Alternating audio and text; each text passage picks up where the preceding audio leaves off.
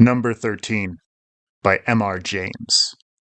Among the towns of Jutland, Vilborg justly holds a high place. It is the seat of a bishopric. It has a handsome but almost entirely new cathedral, a charming garden, a lake of great beauty, and many storks. Near it is Hald, accounted one of the prettiest things in Denmark, and hard by is Vindrup, where Markst Stig murdered King Eric Glipping on St. Cecilia's Day, in the year 1286. 56 blows of square-headed iron maces were traced on Eric's skull when his tomb was opened in the 17th century, but I am not writing a guidebook. There are good hotels in Viborg. Pricelers and the Phoenix are all that can be desired, but my cousin, whose experiences I have to tell you now, went to the Golden Lion the first time that he visited Viborg. He has not been there since, and the following pages will, perhaps, explain the reason of his abstention. The Golden Lion is one of the very few houses in the town that were not destroyed in the Great Fire of 1726, which practically demolished the cathedral, the Sognekirk, the Radhus, and so much else that was old and interesting. It is a great red brick house, that is, the front is of brick, with corbie steps on the gables and a text over the door. But the courtyard into which the omnibus drives is of black and white wood and plaster. The sun was declining in the heavens when my cousin walked up to the door, and the light smote full upon the imposing facade of the house. He was delighted with the old-fashioned aspect of the place, and promised himself a thoroughly satisfactory and amusing stay in an inn so typical of old Jutland. It was not business in the ordinary sense of the word that had brought Mr. Anderson to Viborg. He was engaged upon some researches into the church history of Denmark, and it had come to his knowledge that in the Rigsarkiv of Viborg there were papers, saved from the fire, relating to the last days of Roman Catholicism in the country. He proposed, therefore, to spend a considerable time, perhaps as much as a fortnight or 3 weeks, in examining and copying these, and he hoped that the Golden Lion would be able to give him a room of sufficient size to serve alike as a bedroom and a study. His wishes were explained to the landlord, and, after a certain amount of thought, the latter suggested that perhaps it might be the best way for the gentleman to look at 1 or 2 of the larger rooms and pick one for himself. It seemed a good idea. The top floor was soon rejected as entailing too much getting upstairs after the day's work. The second floor contained no room of exactly the dimensions required, but on the first floor there was a choice of 2 or 3 rooms which would, so far as size went, suit admirably. The landlord was strongly in favor of number 17, but Mr. Anderson pointed out that its windows commanded only the blank wall of the next house, and that it would be very dark in the afternoon. Either number 12 or number 14 would be better, for both of them looked on the street, and the bright evening light and the pretty view would more than compensate him for the additional amount of noise. Eventually number 12 was selected. Like its neighbors, it had 3 windows, all on one side of the room. It was fairly high and unusually long.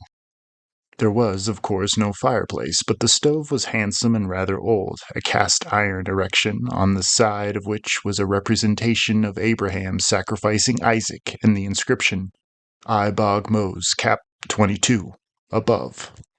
Nothing else in the room was remarkable. The only interesting picture was an old colored print of the town, date about 1820. Supper time was approaching, but when Anderson, refreshed by the ordinary ablutions, descended the staircase, there were still a few minutes before the bell rang. He devoted them to examining the list of his fellow lodgers. As is usual in Denmark, their names were displayed on a large blackboard, divided into columns and lines, the numbers of the rooms being painted in at the beginning of each line. The list was not exciting. There was an advocate, or sagafor, a German, and some bagmen from Copenhagen. The one and only point which suggested any food for thought was the absence of any number 13 from the tale of the rooms. And even this was a thing which Anderson had already noticed half a dozen times in his experience of Danish hotels. He could not help wondering whether the objection to that particular number, common as it is, was so widespread and so strong as to make it difficult to let a room. So ticketed, and he resolved to ask the landlord if he and his colleagues in the profession had actually met with many clients. who refused to be accommodated in the 13th room.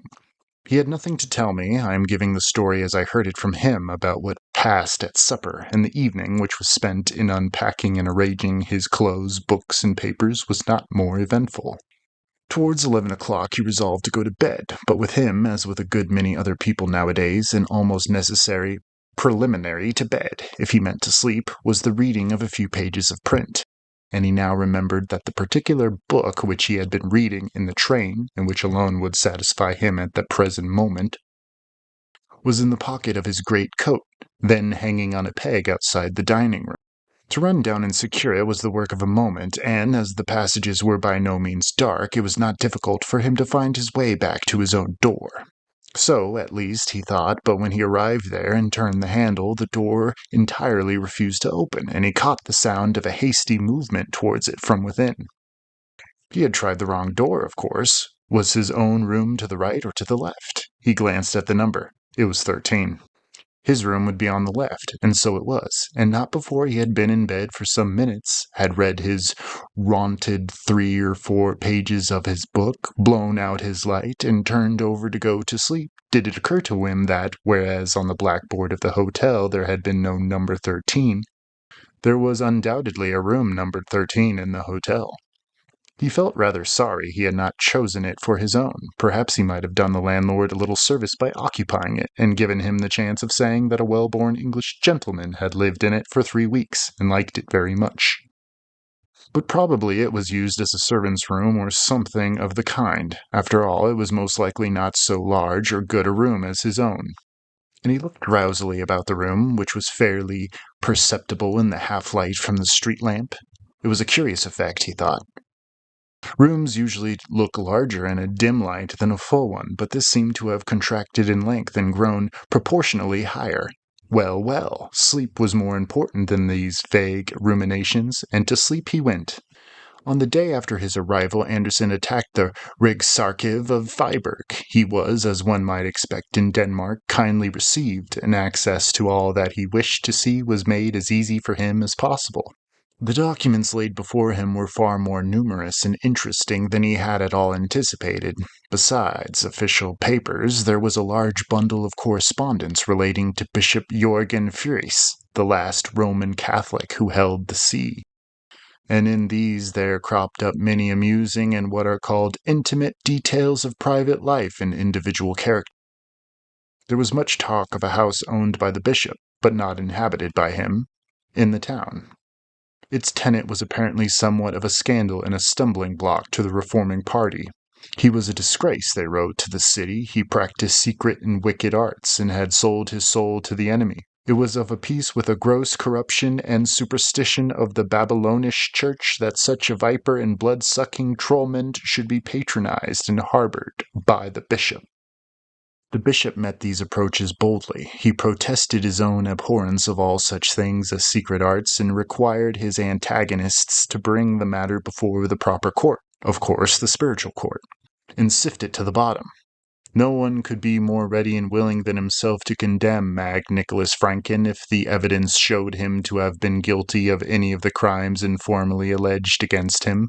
Andersen had not time to do more than glance at the next letter of the Protestant letter, Rasmus Nielsen, before the record office was closed for the day, but he gathered its general tenor, which was to effect that Christian men were now no longer bound by the decisions of bishops of Rome, and that the bishop's court was not and could not be a fit or competent tribunal to judge so grave and weighty a cause. On leaving the office, Mr. Andersen was accompanied by the old gentleman who presided over it, and as they walked, the conversation very naturally turned to the papers of which I have just been speaking.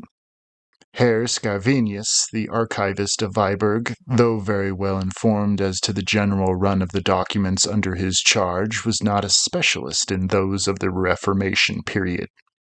He was much interested in what Andersen had to tell him about them. He looked forward with great pleasure, he said, to seeing the publication in which Mr. Andersen spoke, of embodying their contents. This house of the Bishop Fries, he added, it is a great puzzle to me where it can have stood. I have studied carefully the topography of old Viborg, but it is most unlucky of the old terrier of the bishop's property which was made in 1560, and of which we have the greater part in the archive. Just the piece which had the list of the town property is missing. Never mind. Perhaps I shall some day succeed to find him." After taking some exercise, I forget exactly how or where, Anderson went back to the Golden Lion, his supper, his game of patience, and his bed. On the way to his room, it occurred to him that he had forgotten to talk to the landlord about the omission of number 13 from the hotel board, and also that he might as well make sure that number 13 did actually exist before he made any reference to the matter. The decision was not difficult to arrive at. There was the door with its number as plain as could be, and work of some kind was evidently going on inside it, for as he neared the door he could hear footsteps and voices, or a voice within. During the few seconds in which he halted to make sure of the number, the footsteps ceased, seemingly very near the door, and he was a little startled at hearing a quick hissing breathing as of a person in strong excitement. He went on to his own room, and again he was surprised to find how much smaller it seemed now than it had when he selected it. It was a slight disappointment, but only slight. If he found it really not large enough, he could very easily shift to another. In the meantime, he wanted something. As far as I remember, it was a pocket handkerchief out of his portmanteau, which had been placed by the porter on a very inadequate trestle or stool against the wall at the farthest end of the room from his bed. Here was a very curious thing. The portmanteau was not to be seen. It had been moved by officious servants. Doubtless the contents had been put in the wardrobe. No, none of them were there. This was vexatious. The idea of a theft he dismissed at once. Such things rarely happen in Denmark, but some piece of stupidity had certainly been performed, which is not so uncommon. And the stupige must be severely spoken to. Whatever it was that he wanted, it was not so necessary to his comfort that he could not wait till the morning for it. And he therefore settled not to ring the bell and disturb the servants. He went to the window, and the right-hand window it was, and looked out on the quiet street. There was a tall building opposite, with large spaces of dead wall, no passers-by, a dark night, and very little to be seen of any kind. The light was behind him, and he could see his own shadow clearly cast on the wall opposite. Also the shadow of the bearded man in number 11 on the left, who passed to and fro in shirt-sleeves once or twice, and was seen first brushing his hair, and later on in a nightgown. Also the shadow of the occupant of number 13 on the right. This might be more interesting. Number 13 was, like himself, leaning on his elbows on the windowsill, looking out into the street. He seemed to be a tall, thin man, or was it by any chance a woman? At least, it was someone who covered his or her head with some kind of drapery before going to bed, and he thought must be possessed of a red lampshade. And the lamp must be flickering very much. There was a distinct playing up and down of a dull red light on the opposite wall. He craned out a little to see if he could make any more of the figure, but beyond a fold of some light, perhaps white material, on the windowsill, he could see nothing. Now came a distant step in the street, and its approach seemed to recall number 13 to a sense of his exposed position, for very swiftly and suddenly he swept aside from the window and his red light went out. Anderson, who had been smoking a cigarette, laid the end of it on the windowsill and went to bed. Next morning he was woken by the stupige with hot water, etc. He roused himself, and after thinking out the correct Danish words, said as distinctly as he could, "You must not move my portmanteau. Where is it?" As is not uncommon, the maid laughed and went away without making any distinct answer. Anderson, rather irritated, sat up in bed, intending to call her back, but he remained sitting up, staring straight in front of him. There was his portmanteau on its trestle, exactly where he had seen the porter put it when he first arrived. This was a rude shock for a man who prided himself on his accuracy of observation. How it could possibly have escaped him the night before he did not pretend to understand. At any rate, there it was now. The daylight showed more than the portmanteau. It let the true proportions of the room with its 3 windows appear, and satisfied its tenant that his choice after all had not been a bad one. When he was almost dressed, he walked to the middle one of the 3 windows to look out at the weather. Another shock awaited him. Strangely unobservant he must have been last night. He could have sworn 10 times over that he had been smoking at the right-hand window the last time before he went to bed, and here was his cigarette end on the sill of the middle window. He started to go down to breakfast, rather late, but number 13 was later. Here were his boots still outside his door, a gentleman's boots. So then number 13 was a man, not a woman. Just then he caught sight of the number on the door. It was 14. He thought he must have passed number 13 without noticing it. 3 stupid mistakes in 12 hours were too much for a methodical, accurate-minded man, so he turned back to make sure. The next number to 14 was number 12, his own room. There was no number 13 after all. After some minutes devoted to a careful consideration of everything he'd had to eat and drink during the last 24 hours, Anderson decided to give his question up. If his eyes or his brain were giving way, he would have plenty of opportunities for ascertaining that fact. If not, then he was evidently being treated to a very interesting experience. In either case, the development of events would certainly be worth watching. During the day, he continued his examination of the Episcopal correspondence, which I have already summarized. To his disappointment, it was incomplete. Only one other letter could be found, which referred to the affair of Mag Nicholas Franken. It was from the Bishop Jorgen Fries to Rasmus Nielsen. He said, "Although we are not in the least degree inclined to assent to your judgment concerning our court, and shall be prepared, if need be, to withstand you to the uttermost in that behalf, yet forasmuch as our trusty and well-beloved Mag Nicholas Franken, against whom you have dared to allege certain false and malicious charges, hath been suddenly removed from among us, it is apparent that the question for this time falls. But forasmuch as you further allege that the apostle and evangelist St. John in his heavenly apocalypse describes the Holy Roman Church under the guise and symbol of the Scarlet Woman, be it known to you, etc." Search as he might, Anderson could find no sequel to this letter, nor any clue to the cause or manner of the removal of the casse belli. He could only suppose that Franken had died suddenly, and as there were only 2 days between the date of Nielsen's last letter, when Franken was evidently still in being, and that of the bishop's letter, the death must have been completely unexpected. In the afternoon he paid a short visit to Halt, and took his seat at Bechenclond. Nor could he notice, though he was in a somewhat nervous frame of mind, that there was any indication of such a failure of eye or brain as his experiences of the morning had led him to fear. At supper he found himself next to the landlord. "What," he asked him, after some indifferent conversation, "is the reason why in most of the hotels one visits in this country the number 13 is left out of the list of rooms? I see you have none here." The landlord seemed amused. "To think that you should have noticed a thing like that! I've thought about it once or twice myself, to tell the truth. An educated man, I've said, has no business with these superstitious notions. I was brought up myself here in the high school of Viborg, and our old master was always a man to set his face against anything of that kind.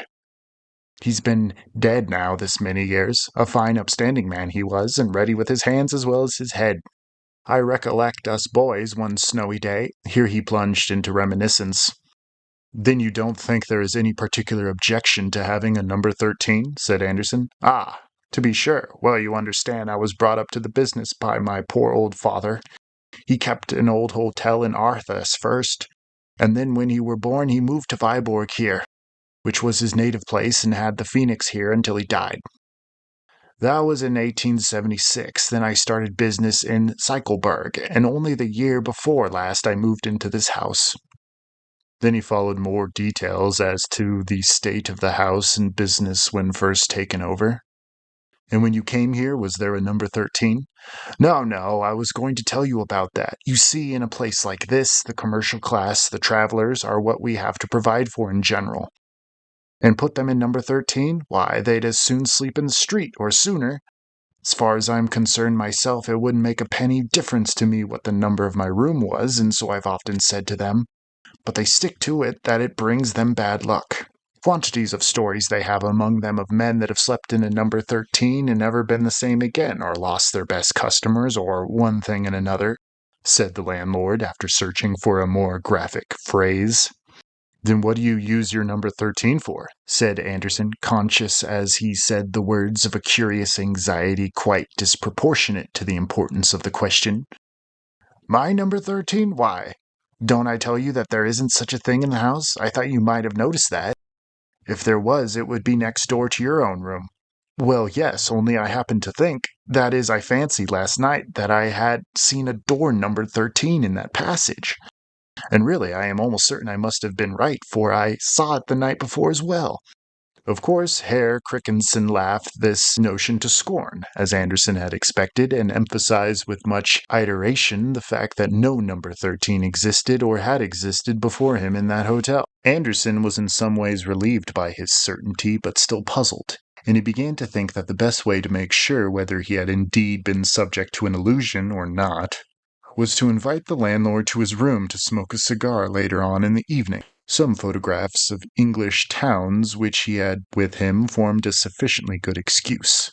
Herr Christensen was flattered by the invitation and most willingly accepted it.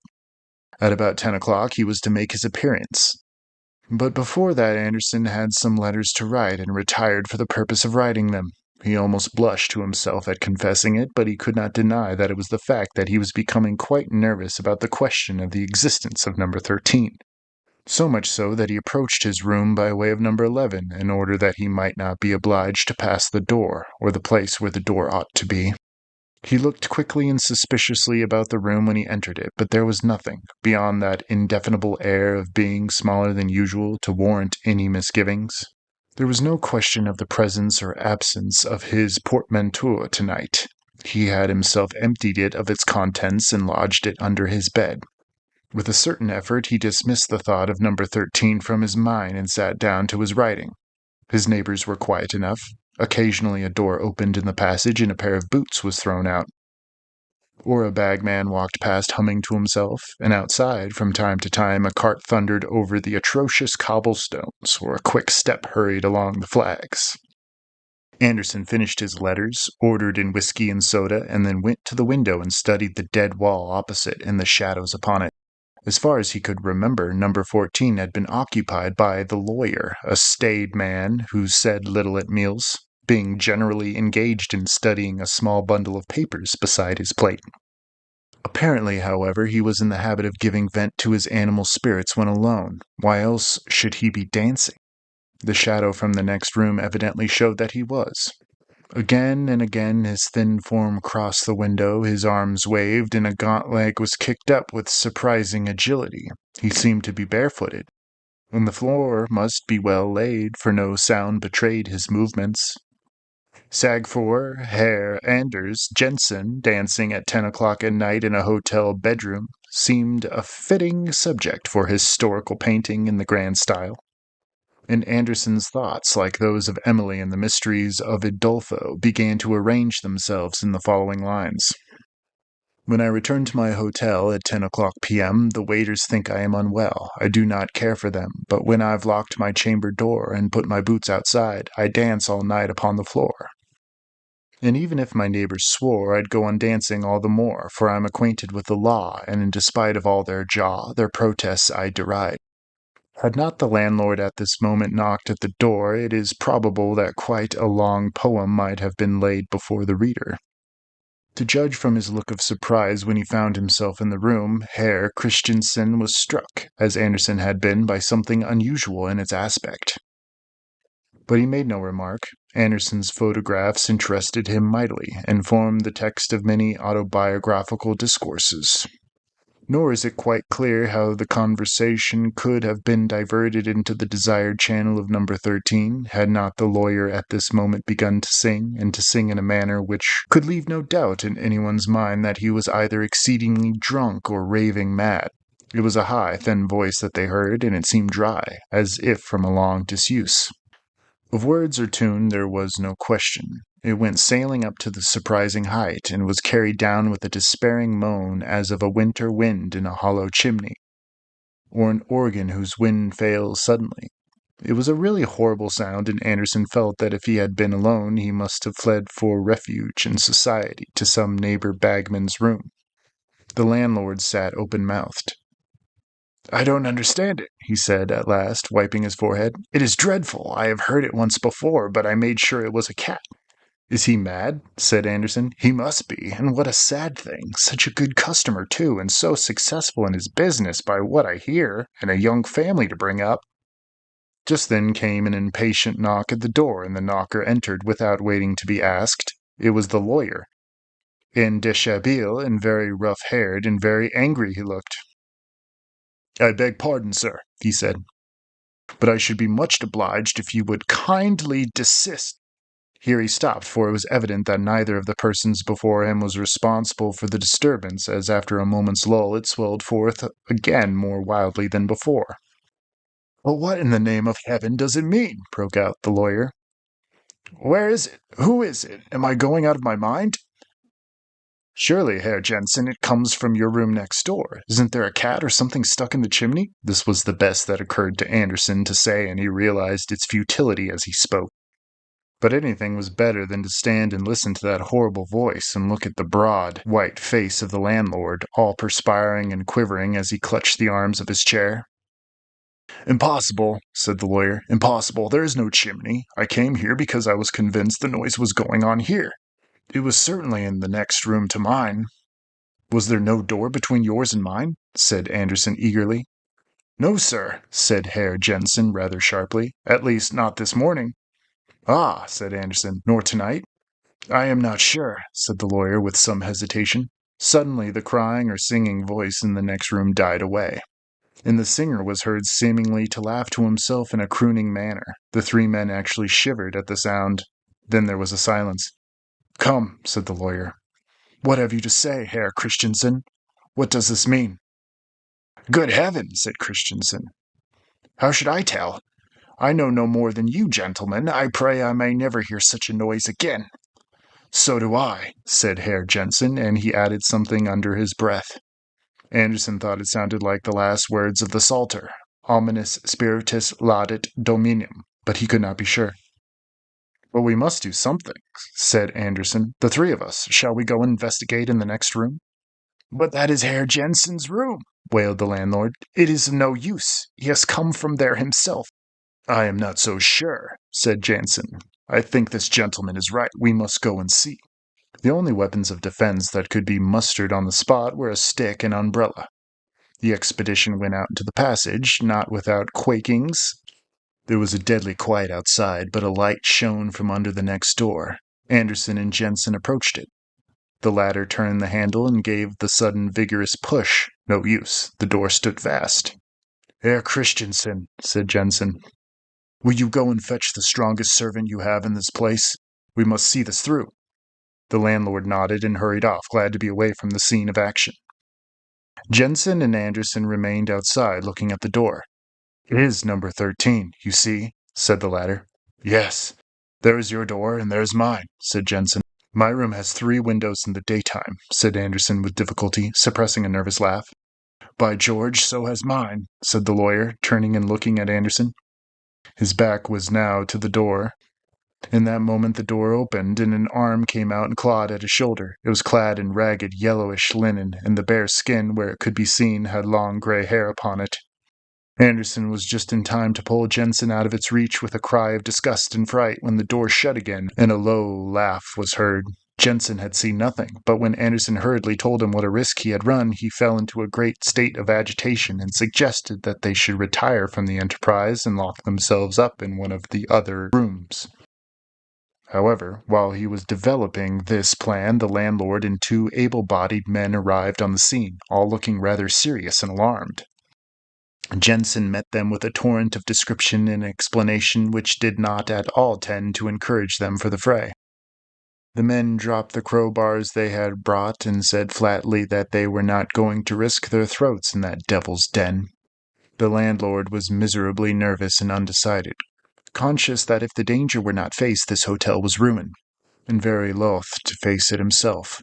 Luckily, Anderson hit upon a way of rallying the demoralized force. "Is this," he said, "the Danish courage I have heard so much of?" "It isn't a German in there, and if it was, we are 5 to 1. The 2 servants and Jensen were stung into action by this and made a dash at the door. "Stop," said Anderson. "Don't lose your heads. You stay out here with the light, landlord, and one of you 2 men break in the door, and don't go in when it gives way." The men nodded, and the younger stepped forward, raised his crowbar, and dealt a tremendous blow on the upper panel. The result was not in the least what any of them anticipated. There was no cracking or rending of wood, only a dull sound, as if the solid wall had been struck. The man dropped his tool with a shout and began rubbing his elbow. His cry drew their eyes upon him for a moment. Then Anderson looked at the door again. It was gone. The plaster wall of the passage stared him in the face, with a considerable gash in it where the crowbar had struck it. Number 13 had passed out of existence. For a brief space they stood perfectly still, gazing at the blank wall. An early cock in the yard beneath was heard to crow, and as Anderson glanced in the direction of the sound, he saw through the window at the end of the long passage that the eastern sky was paling to the dawn.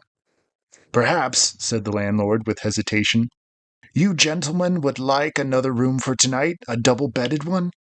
Neither Jensen nor Anderson was averse to the suggestion. They felt inclined to hunt in couples after their late experience. It was found convenient when each of them went to his room to collect the articles he wanted for the night that the other should go with him and hold the candle. They noticed that both number 12 and number 14 had 3 windows. Next morning, the same party reassembled in number 12. The landlord was naturally anxious to avoid engaging outside help, and yet it was imperative that the mystery attaching to that part of the house should be cleared up. Accordingly, the 2 servants had been induced to take upon them the function of carpenters. The furniture was cleared away, and at the cost of a good many irreparably damaged planks, that portion of the floor was taken up which lay nearest to number 14. You will naturally suppose that a skeleton, say that of Mag Nicholas Franken, was discovered. That was not so. What they did find lying between the beams which supported the flooring was a small copper box. In it was a neatly folded vellum document with about 20 lines of writing. Both Anderson and Jensen, who proved to be something of a paleographer, were much excited by this discovery, which promised to afford the key to this extraordinary phenomena. I possess a copy of an astrological work which I have never read. It has, by way of frontispiece, a woodcut by Hans Sabal Banham, representing a number of sages seated round a table. This detail may enable connoisseurs to identify the book. I cannot myself recollect its title, and it is not at this moment within reach. But the fly-leaves of it are covered with writing, and during the 10 years in which I have owned the volume, I have not been able to determine which way up this writing ought to be read, much less in what language it is. Not dissimilar was the position of Anderson and Jensen after the protracted examination to which they submitted the document in the copper box. After 2 days' contemplation of it, Jensen, who was the bolder spirit of the 2, hazarded the conjecture that the language was either Latin or Old Danish. Anderson ventured upon no surmises, and was very willing to surrender the box and the parchment to the Historical Society of Viborg to be placed in their museum. I had the whole story from him a few months later, as we sat in a wood near Uppsala after a visit to the library there, where we, or rather I, had laughed over the contract by which Daniel Salthanius, in later life professor of Hebrew at Königsberg, sold himself to Satan. Anderson was not really amused. "Young idiot," he said, meaning Salthemius, who was only an undergraduate when he committed that indiscretion. How did he know what company he was courting? And when I suggested the unusual considerations, he only grunted. That same afternoon he told me what you have read, but he refused to draw any inferences from it, and to assent to any that I drew for him.